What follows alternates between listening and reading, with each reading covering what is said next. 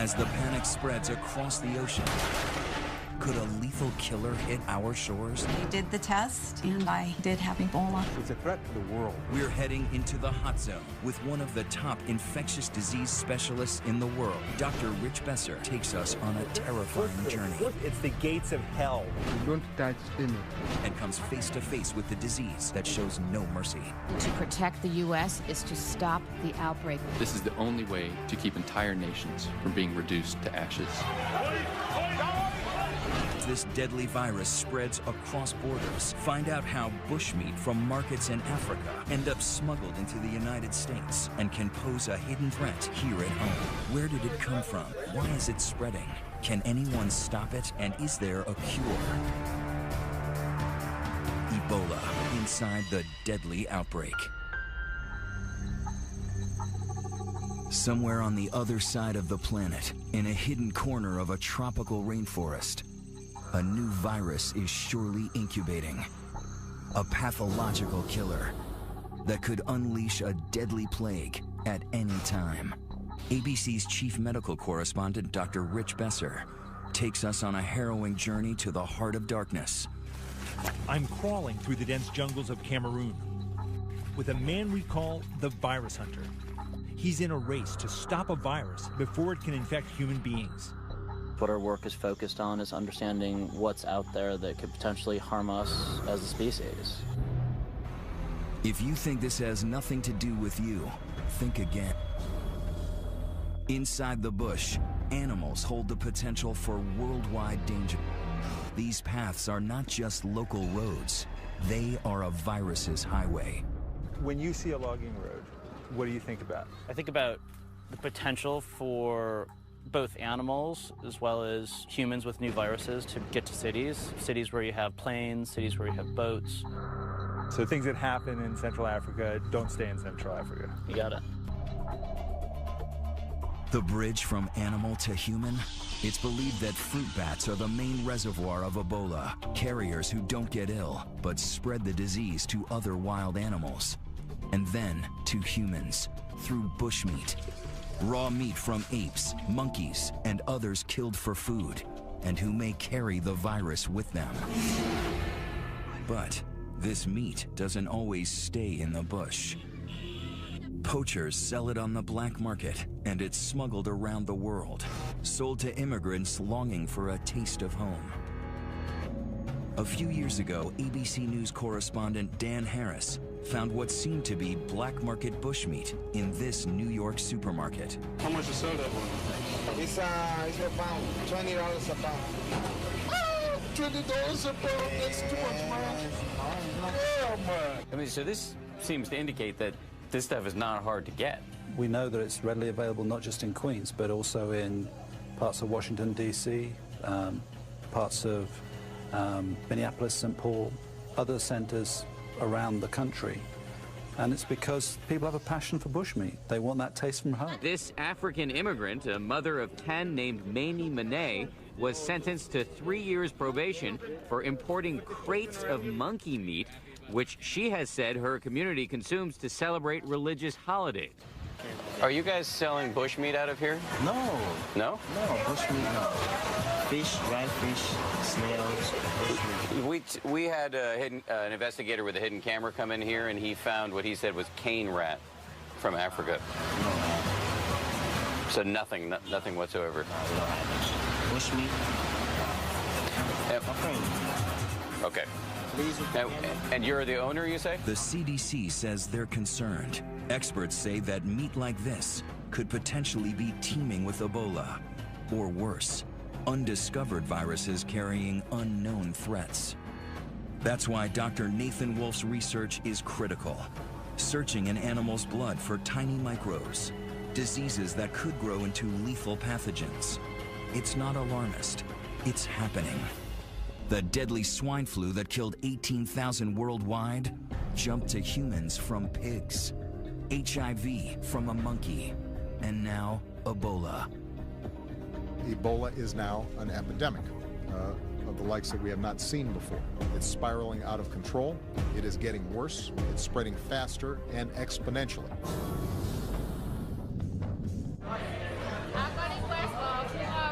Ebola's hit the hardest? Okay. Yeah, it's okay. Liberia, the epicenter. Not a lot of flights coming into Monrovia, and those that are coming in, they're screening everybody for Ebola. Surreal, uneasy, in the grips of something awful. Monrovia, Liberia is a capital under siege by the deadliest Ebola outbreak in history. Doctors and relief workers suited up like spacemen make their way through the streets in a race to contain the virus that so far they've been unable to stop. What government wants to do is find out who are those that are sick so we can treat them. So they basically are checking who can come in and out of West Point. Only people with aid supplies and medical staff can go in and out, and soldiers. ABC News reporter Carrie Doe is Liberian-American, and she's been filing reports from a neighborhood here. Sister, how many bodies have you picked up today? 11 bodies. Where thousands are under quarantine, she has watched as fear turned to despair, despair to anger, and then pandemonium.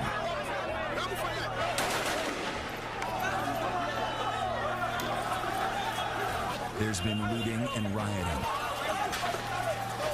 The only routes out are ones nobody wants to take, by ambulance, straight to an Ebola treatment center, or in a body bag.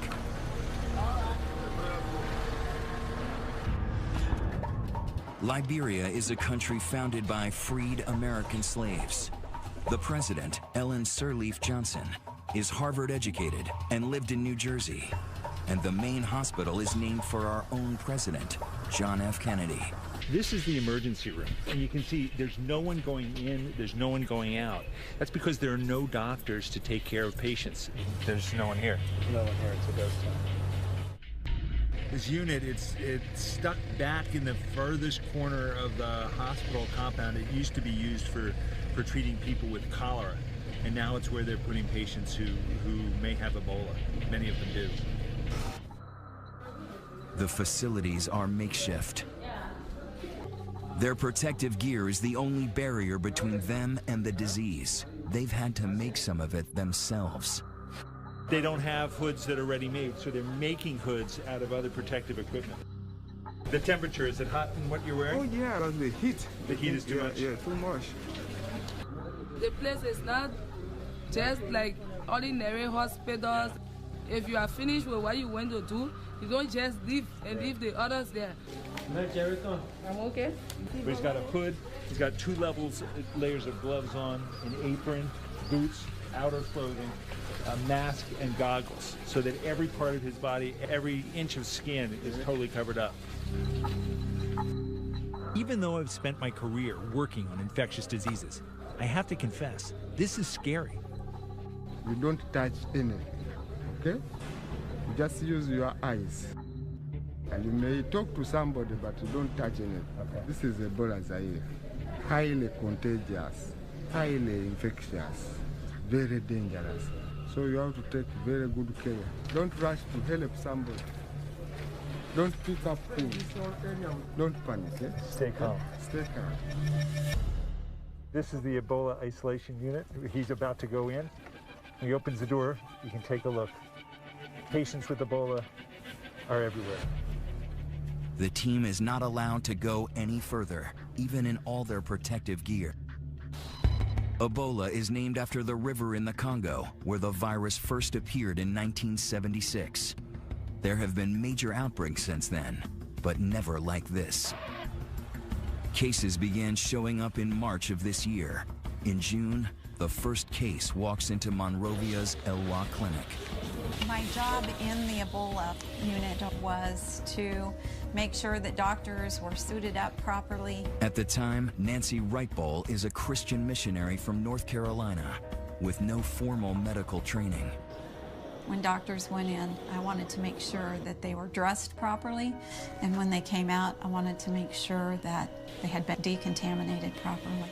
And I felt the weight of that, I can tell you. We've been in Ecuador for 5 years. We were in Zambia for 8 years, and then in Liberia. We've traveled in many places.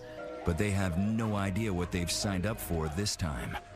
As the death toll mounts, Liberian health workers start to fall ill.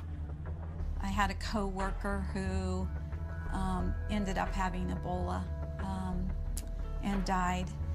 And I had trained him for 3 nights.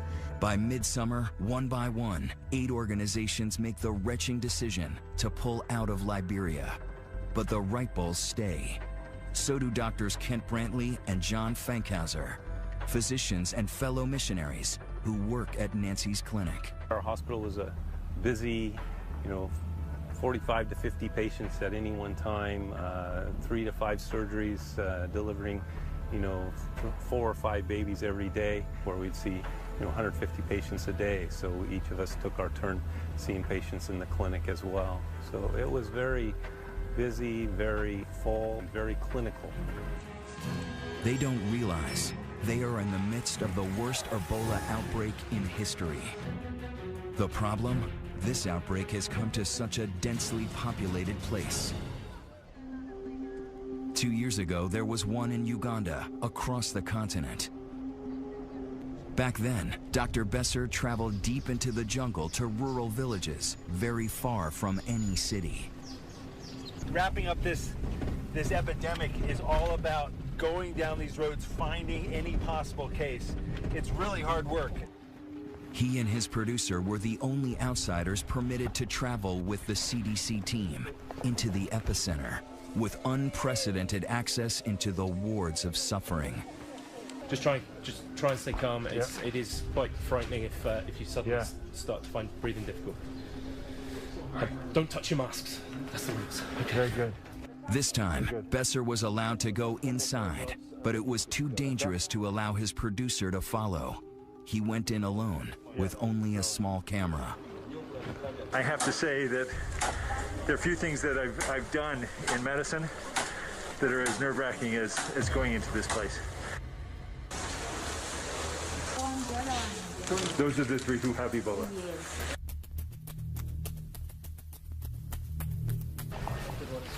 I'm doused with bleach again and again.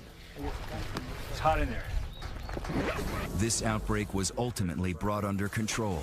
Its isolation made it more possible to contain. But Ebola didn't go away. It may have been as early as December that this latest strain came out of the jungles in Guinea, along the open borders of 3 countries. And when it hit Liberia's biggest city, it exploded with a vengeance. Ebola travels through contact with bodily fluids, blood, diarrhea, vomit. And this is what makes this outbreak so dangerous.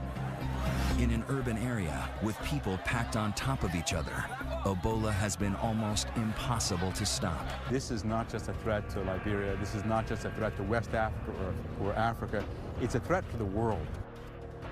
If we don't turn it around, for every day it continues to spread, there's more and more risk of spread to other countries in Africa, other countries around the world. There is no way we can seal off and isolate a country, even if we wanted to. The real fear is that it could mutate into a smarter virus, turning airborne. It could infect with a single sneeze, as millions of lethal pathogens fly through the air. In airports, crowded subways, children's playgrounds. A global pandemic that knows no borders. Coming up, a call to action. We have to move with force. As the virus turns on the American volunteers, brave enough to stand in its way. Really pretty sick. So they did the test. I did have Ebola.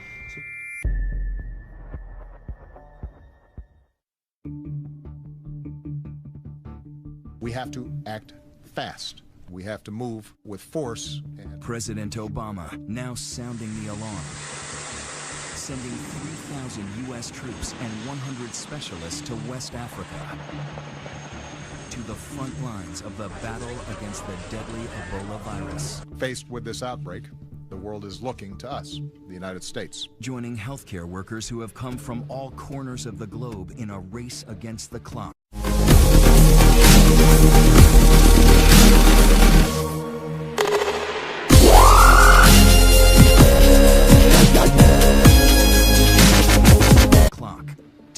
fight back the pandemic. Will we see Ebola in America? I can't predict the future. What I'm sure of, and what's happened already, is that people have come from parts of the world where they might have been exposed and they've had fever. So we have to be prepared. We have to be prepared to test, to isolate, and to respond. Already, Ebola is in 5 West African countries. The epicenter, Monrovia, Liberia. At the request of the Liberian government, we're going to establish a military command center in Liberia to support civilian efforts across the region. Henry Gray is running logistics here for Doctors Without Borders. So this is a 240 square meter tent. Building clinics here as fast as they can. This group is on the front lines of every health crisis in the world, but even they are overwhelmed. How much room do you have now in the 120-bed unit? The 120-bed unit is full. It's full. Full. And the patients who come here who need care? Unfortunately, we have quite high mortality amongst the patients, so that frees up space. Before this outbreak, what's the largest center you've ever designed?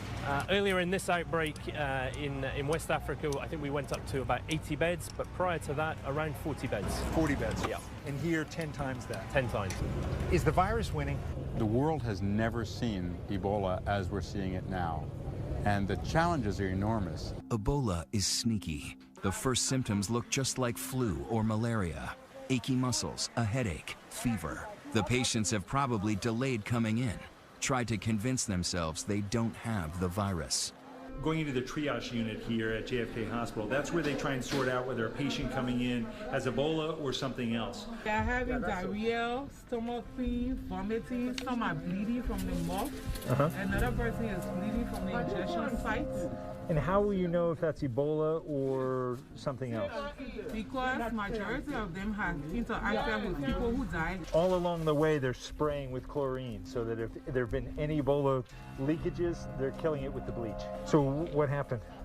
One of the patients just died from the chair just on arrival. He spent here like 20 to 30 minutes. So by the time they get from triage into the building, some of them have died. Yeah.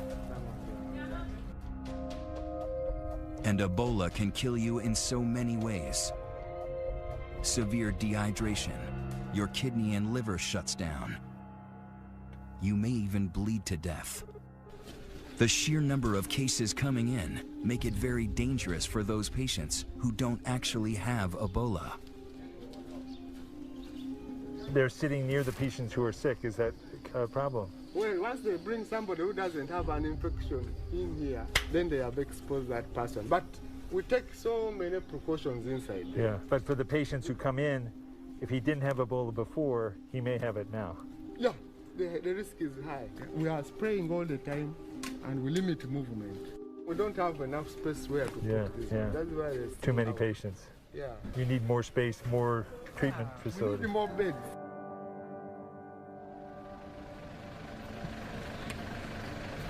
When Dr. Besser came back to the clinic the following day, they had 10 more dead, 30 more sick, and they were turning patients away. How many patients are you seeing? How many? 80. Yesterday they said there were 60. They keep coming.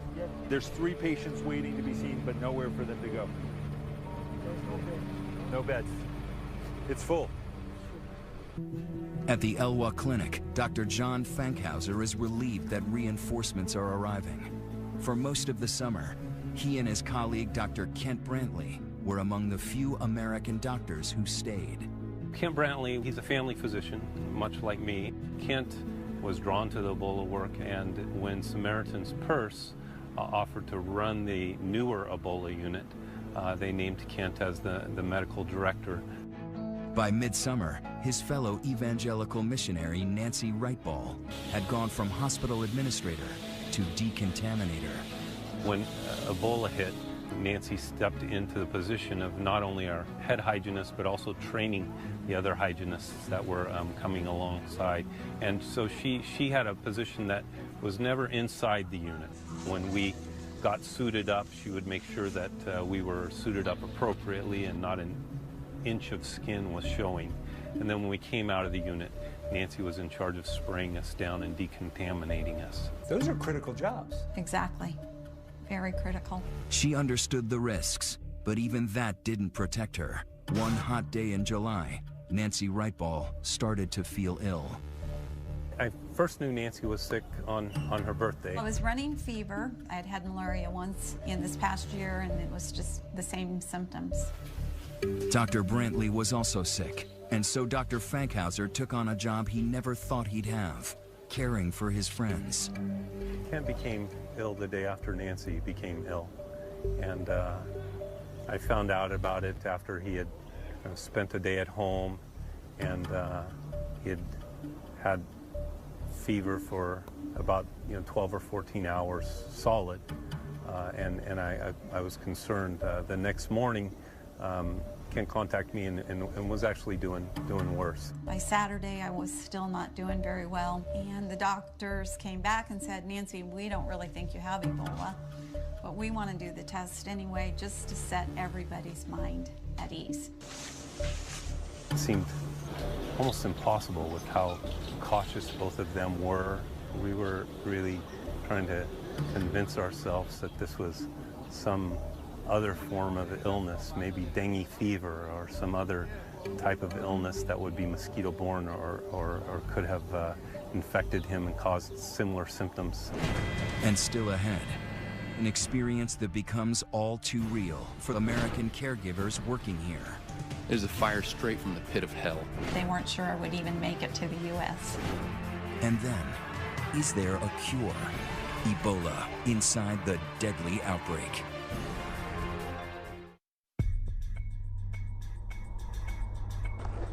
Here in Liberia, in the grips of the deadly Ebola epidemic, It's not fair to us. even the heroes are scared. Doctors and medical volunteers are vulnerable.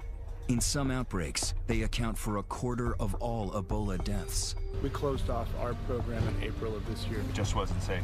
We didn't think that we had the necessary precautions to do it safely. American doctor James Sirleaf is the son of Liberian President Ellen Johnson Sirleaf. He left his practice in Georgia to help with the crisis, only to find panic and chaos. The NGO community has mostly left. Yeah. We had to pull our physicians. We can't risk. These people are not Ebola-trained doctors. It's just not safe to have them here. While others pulled out, many of those who stayed were missionaries. And by early August, Americans Dr. Kent Brantley and Nancy Wrightball had serious symptoms. How do you tell the love of your life that they've contracted a deadly disease and that there's, a chance, a great chance that she might not survive? It fell to Nancy's husband, David, to deliver the diagnosis. He said, I want to tell you that Kent, Dr. Brantley, his Ebola test has come back and it's positive. It was hard to hear that. And then David said, and Nancy, you have Ebola also. The odds are not good. Among Liberians, more than half of those with the disease are dying. There is one slim hope. A new drug called ZMapp still being tested on monkeys. Dr. Brantley is the first human patient. Their charities hire a plane to transport them home over 4,000 miles in a specialized medical isolation pod, sealed to protect everyone on board. When I got on the flight in Liberia, I wondered if I would ever see David again. We felt like it was pretty critical. I don't remember much of the flight at all. Pretty dehydrated, really pretty sick. They weren't sure I would even make it to the U.S. They are taken to Emory University in Atlanta, a different medical universe. One of 4 high-tech centers in the country designed to handle the most deadly and contagious diseases. People who say that you should not have been allowed back in the country, it's just too dangerous. What do you say to that? I would say that in coming back into the country, we understand the concern for public health. Having said that, there have been established procedures and protocols that we took very great care in observing. Most important, Nancy is isolated from everyone, even her own husband. It's a really lonely place to be. We put our hands on the glass, and you know, I told her again, she's the most beautiful woman I know. It is her family and faith that got her through. I think one of the scripture, it's a psalm that so many people know, that the Lord is my shepherd. And yea, though I walk through the valley of the shadow of death, I will fear no evil. Some Americans say that you had no business being over there. It's too risky. We went to serve, but when you go to serve, you count the cost, but you lay it down. You lay down those fears. You lay down what you think might happen. Then, finally, the news that both the Wright-Balls and Kent Brantley have been praying for. They are virus-free. Today is a miraculous day. I'm thrilled to be alive, to be well, and to be reunited with my family. But still ahead, what awaits American troops as they head for the hot zone? Panic in the streets. And can they help Ebola's youngest victims?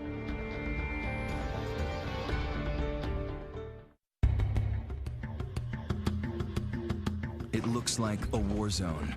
The West Point slum in Monrovia, Liberia. Population over 50,000. By now, the Ebola virus, on the move since December, has killed over 2,000 people in West Africa. And now 3,000 American troops are preparing to deploy there. So this is an epidemic that is not just a threat to regional security, it's a potential threat to global security. If these countries break down, if their economies break down, if people panic. It's already happened. In Monrovia, Liberia, the epicenter of the crisis, West Point became a flashpoint. The panic started in mid-August when the government set up an Ebola holding center there. They quickly filled up with people like Finda. The other adults in her family are dead, so she has 6 kids with her, and her nephew Sa is sick.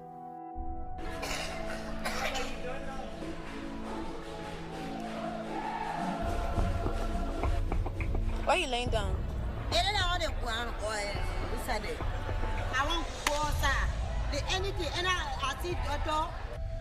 Her young sister, another nephew, and her own 2 boys aren't ill, but they all wait with Sa, amid other patients who may have Ebola.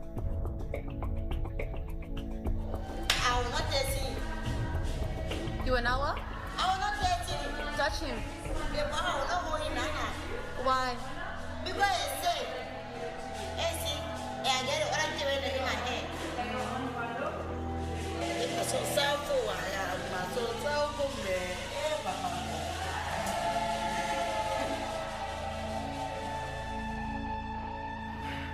Her stay here is short-lived. Residents are furious that patients with Ebola are in the neighborhood, so they ransack the center, looting infected medical supplies. 2 days later, the government puts the entire community under quarantine. But the rioting and looting continue. Containing a frightened populace isn't easy. In West Point, the quarantine is doomed from the beginning. So there where the stream of crosses, that's where people cannot go past. That's the quarantine line. Yes. And the idea is that the germs will stay on that side of the line. I guess so. Yeah. That's just absurd. Yeah. But when people are scared, they do crazy things.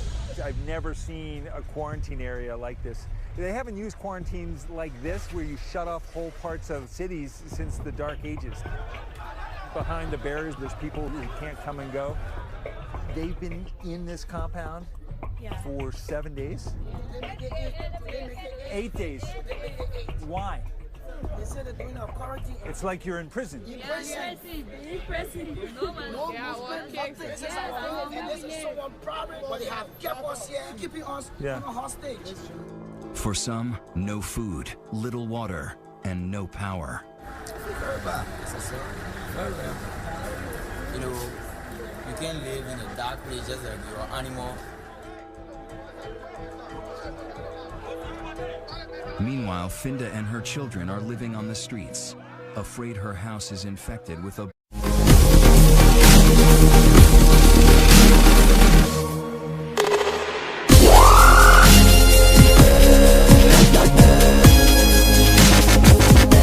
Three more of her kids are now sick, and they're hungry. But she's also afraid to go to the hospital.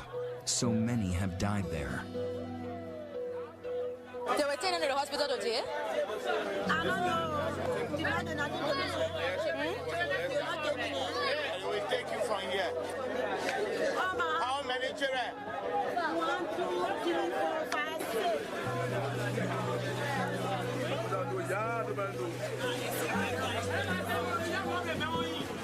Like it or not, like so many others, she is forced to go. But it's too late. Little Sa dies in the hospital. But these photos have surfaced. Even in death, he is known as the little boy on the bucket. When Finda sees those pictures, she breaks down. I think it's going to get better in my head. Because I just play for my children and Ali, the other baby people that die in my head. They might give me get so far to be my hair. Come be happy. But say I get this out. Anything I live will go up. Now go out say, that one I will not get it. Now go out give me the one. I said, waiting for him. I say, play for him for give me chance. And they want to have you I live over there. Coming up. He said we can come. A secret ritual, a hidden danger. Is there any way to stop this virus? The answer may surprise you. Ebola inside the deadly outbreak.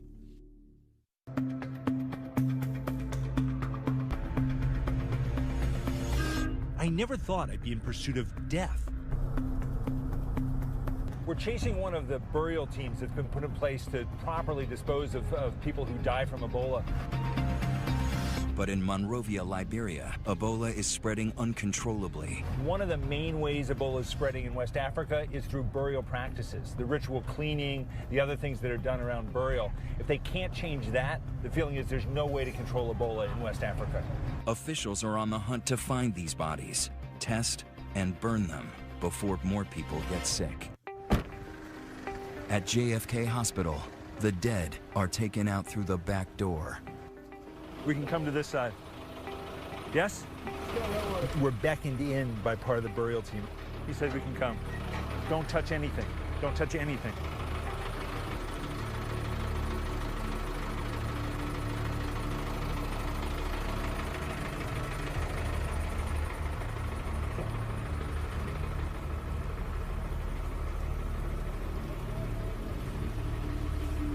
How many bodies are there? 9? 9? They've already collected 9 people who've died from Ebola. How many more will there be today? 5 more. 5 more to be collected.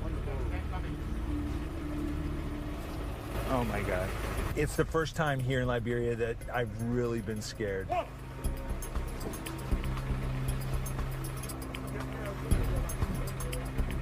This is incredible. You know, seeing a truck cart away 10 bodies of people who died from Ebola. It's the gates of hell going into that treatment ward and knowing that the odds are you're going to come out in a body bag. The scenes here in Liberia are grim reminders of what can happen when a virus breaks into the human population. We are all social creatures, care for our sick, wash and bury our dead. And that is, in the end, what makes human beings so vulnerable to Ebola. It's why one of the biggest problems here in Monrovia are burials. Bodies may be covered with viral particles that can infect any who touch them. Funerals are a common source of Ebola's spread. ABC News producer Carrie L. Doe was with a burial team as they attempted to recover a body from a grieving family who doesn't want to part with it. Why do you want to bury the body today? Because the man is a Muslim man. So we won't bury the body today. Won't do our own burial, won't bury the man today. If we say that people can go out to bury the body in our place, it's not anything. But won't bury the man today. But what if he does have it? What if he did have Ebola? The man not have Ebola. The bodies are packed up, never to be seen again. This is where they end up, a pile of ashes, beside the next bodies ready to be burned. Sometimes the bodies are taken before they're even tested. It leads to mass denial that loved ones ever had the disease.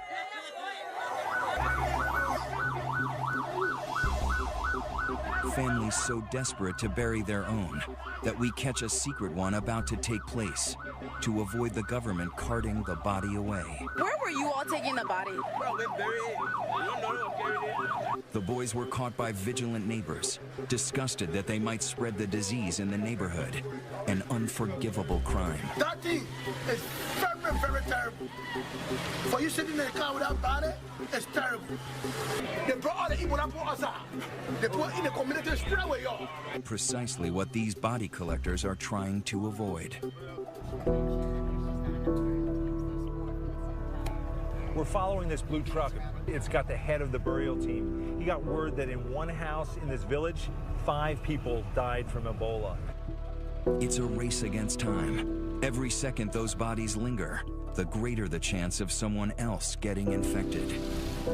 The community here says that the 2 people in this house did not die from Ebola, so they're not letting the burial team in. The Elwa. How many bodies are in Elwa? Elwa, we got 8 there. Yes. The burial team is pulling out. They're going to the next hospital where there are many bodies, many people who have died from Ebola. A grim task with no end in sight, no shortage of bodies. When we come back, can the virus come to our shores?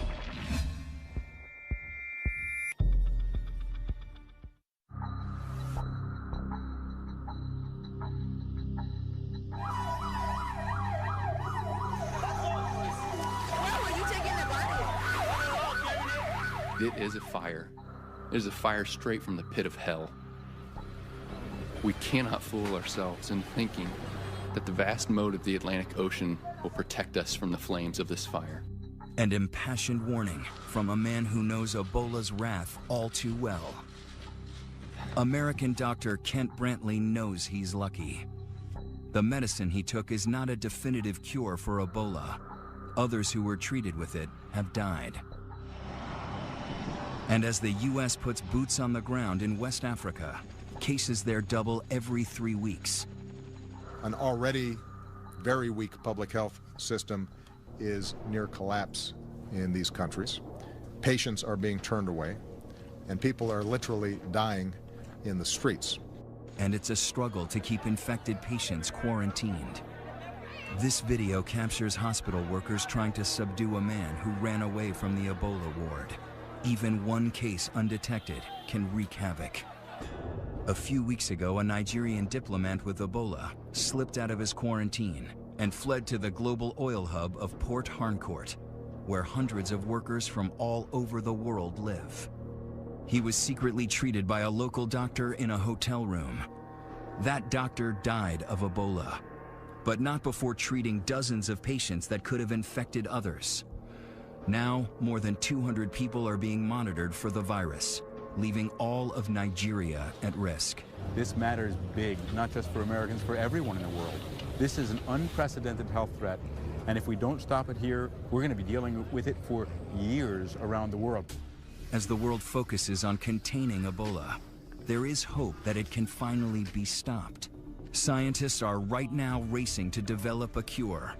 The NIH is testing a new vaccine, while Japanese researchers say they've developed a method to detect Ebola in just 30 minutes.